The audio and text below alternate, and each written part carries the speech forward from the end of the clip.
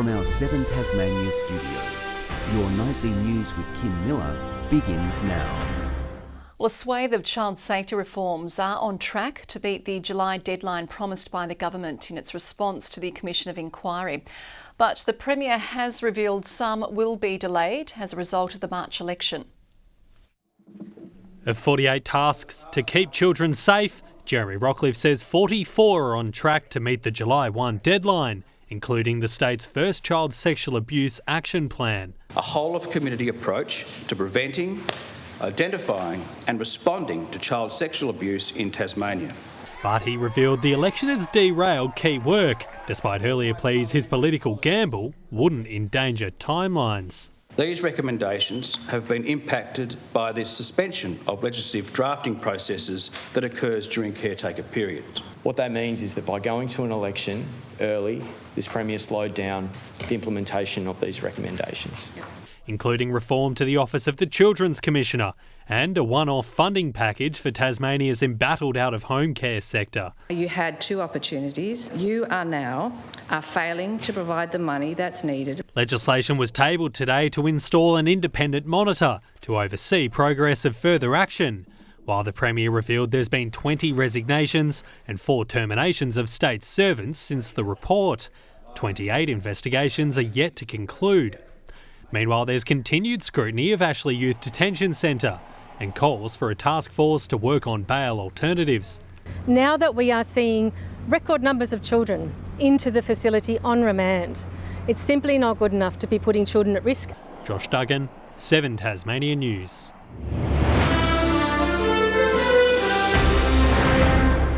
With families still feeling the impact of the closure of the St Helens Hospital Mother and Baby Unit in Hobart, David O'Byrne's backing calls for more postnatal services in the south. While a 3-bed unit has been established at the Royal, there's concerns it's not meeting demand. But at the Royal Hobart Hospital, you can only get admitted under a psychiatrist, not under a GP, not under a paediatrician. There are limits in the space because it's a hospital environment. A functioning mother and baby unit is a preventative measure. It gets support to families when they need it and when they most deserve it. Asked in question time, the Premier said the Department of Health is investigating a wider range of services. A major review of one of Tasmania's most popular attractions has been launched, looking to improve transport and infrastructure options on Canunny Mount Wellington. It's likely to reignite debate about the controversial cable car and introduction of a visitor fee. A Tasmanian treasure going under the microscope. The state government launching a review into Canunny Mount Wellington. What we're looking at is fire management, transport issues, cultural heritage, and of course as a tourism destination, it's vitally important. The government says there's no predetermined outcomes, but will spark debate around controversial topics like the potential to introduce a visitor fee or re-examine the possibility of a cable car.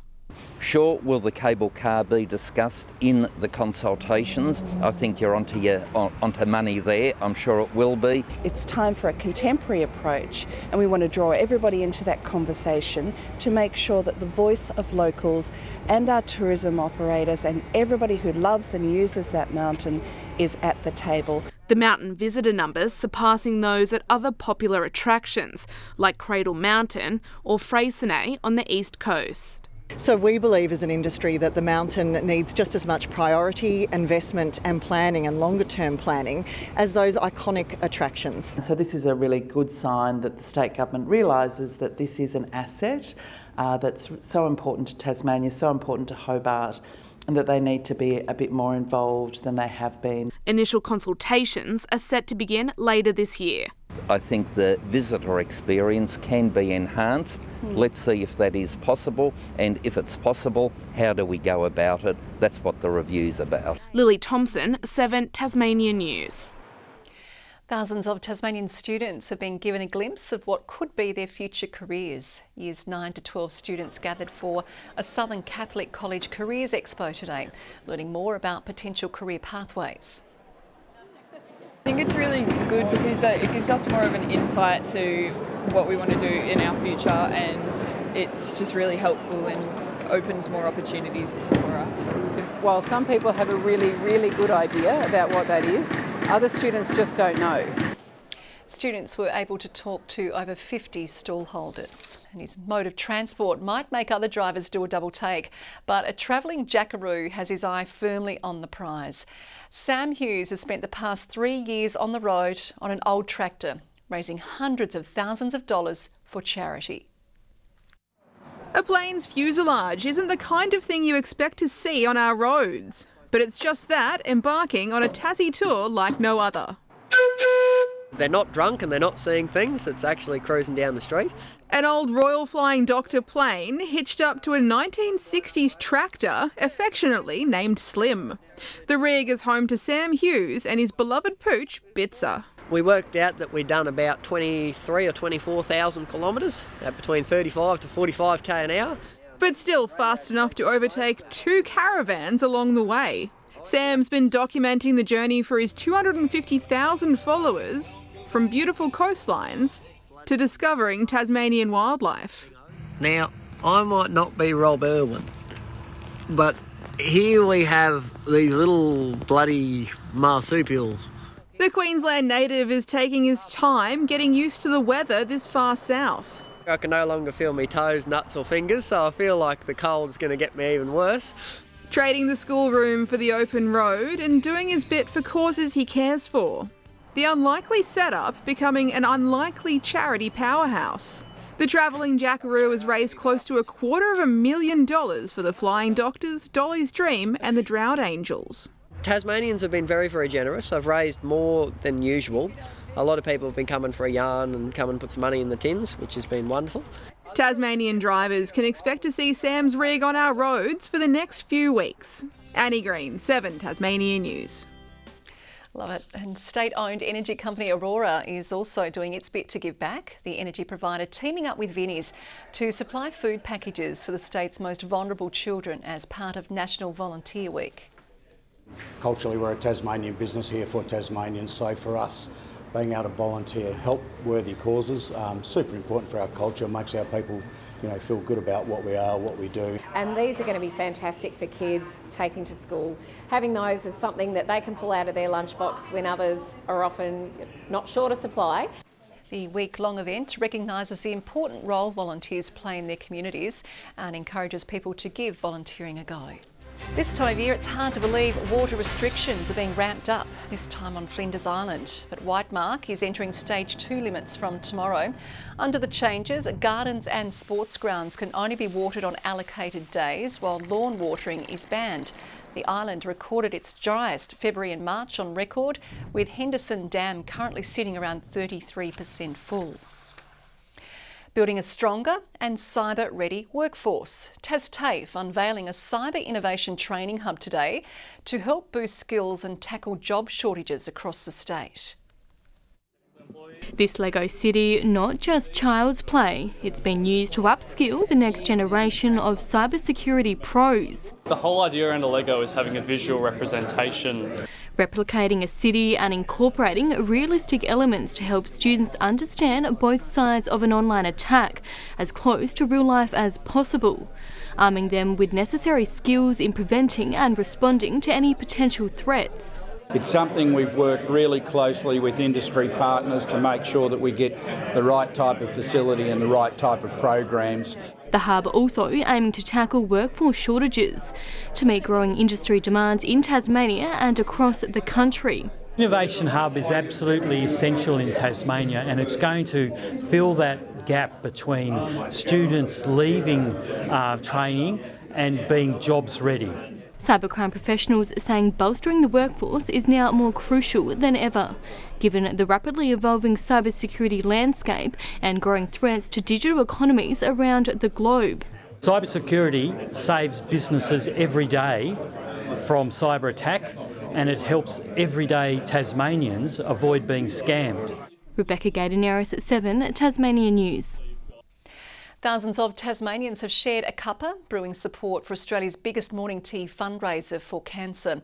Clarence Lifestyle Village was among those putting on the kettle to raise funds for people impacted by the deadly disease, with every dollar supporting research and prevention services across the state. Every day actually in Tasmania there are around 10 people diagnosed with cancer. So 10 today, 10 yesterday, 10 tomorrow. I don't think we would have one resident in our village that it hasn't been affected in some way with cancer. The village is hoping to raise $260,000 in this year's appeal. The state's peak business body is celebrating its 100th year with a sweet treat. The Tasmanian Chamber of Commerce has spent the past century advocating for Tasmanian businesses and playing a crucial role in policy debate. So 100 years is a great celebration for us, a celebration of Tasmanian business and a celebration of our part in growing our state. The organisation is now looking to the next 100 years. Really our role is to leverage the competitive advantages of Tasmania to really support the lifestyle. It's the envy of the world really living on this island. The Chamber is also committed to supporting Mariners Link and increasing workforce participation. More than 100 primary school students have ditched the classroom and ventured outside to do their bit to help nature.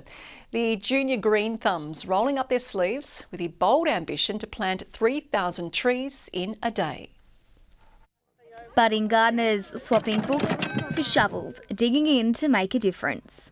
It's great to plant trees. Been digging some plants in the dirt. It was easy. Students getting their hands dirty, joining Bell Bay Aluminium for its annual tree planting day, breathing new life into this little patch, 3,000 new trees hoping to take root. We would just like to revegetate it all. We're planting 6 different native species, a mixture of different forms of eucalyptus as well as oak trees. The outdoor classroom planting the seeds, teaching students about the benefits of growing from the ground. They help us to do everything. They stop from floods coming and birds' homes. And their important role in conservation efforts now and into the future. They could all come back 10 years later and be like, I planted that. Victoria Risto, 7 Tasmania News.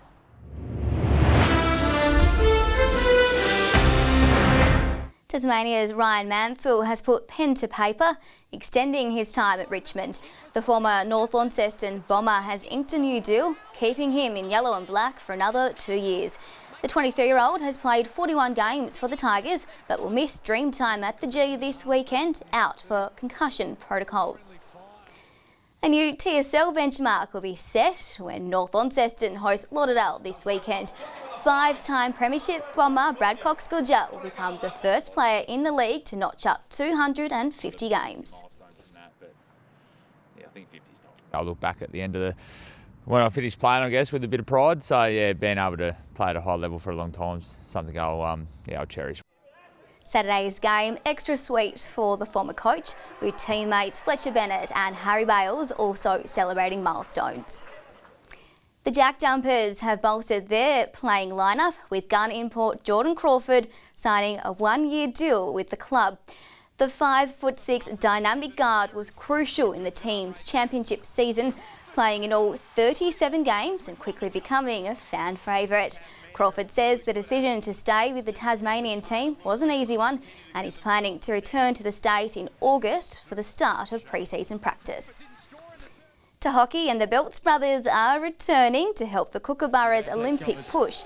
Hayden and Josh, alongside fellow Tasmanians Eddie Ockenden and Jack Welch, have been named in the 22-man squad heading to Europe for the Pro League.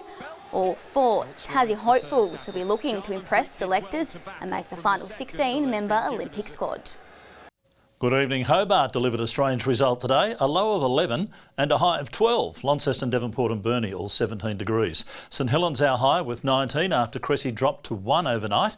King and Flinders Island 17, 16 the top in Smithton, Low Head and Friendly Beaches. Bushy Park 14 and Strawn 13. Now here's the cloud today that brought showers to most of the state. The north missing out until just recently. The top fall today, 11 millimetres at Mount Reid.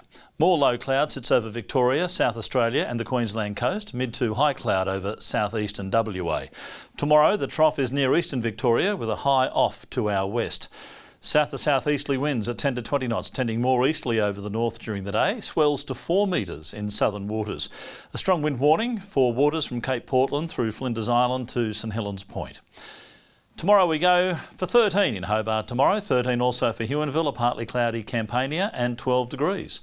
Launceston a top of 14 and partly cloudy, Devonport 14 as well, and similar conditions for Georgetown, 7 overnight, 14 the top. Burnie 13 and cloudy, partly cloudy for Strawn but fine, and 13 degrees and 14 the high for Wynyard. St Helens tomorrow, 13, an early shower clearing but partly cloudy for Swansea, 13 and for Port Arthur. To the weekend, and on Saturday, fine after a frosty start, a shower possible over King Island. A sunny but cool day for the oldest fun run in Australia, the City to Casino. Still wonder why fun and run are in the same sentence though. However, there may be a shower for Strawn. And on Monday, a fine partly cloudy day with possibly a late shower over the west and north. Further north and partly cloudy in Perth, sunny and 20 in Adelaide, cool and cloudy weather in Melbourne. Very cold start for Canberra, -2 kicking things off there, and fine conditions in Sydney and Brisbane. Cloudy in Hobart, 9 degrees at the moment. A few showers have passed through Launceston, 12 at the moment as well, and 13 the top in Devonport right now. And Kim, one of our weather team, Kaya Wicks, you know her, that one there, that's her. She is tipping against the Swans tonight, so I'm not going to wish her a happy 40th birthday after all for today. That's it. Oh, that is so mean, but you're going to be in trouble sharing that. And that is all your news for this Thursday night. Thanks for your company. Good night.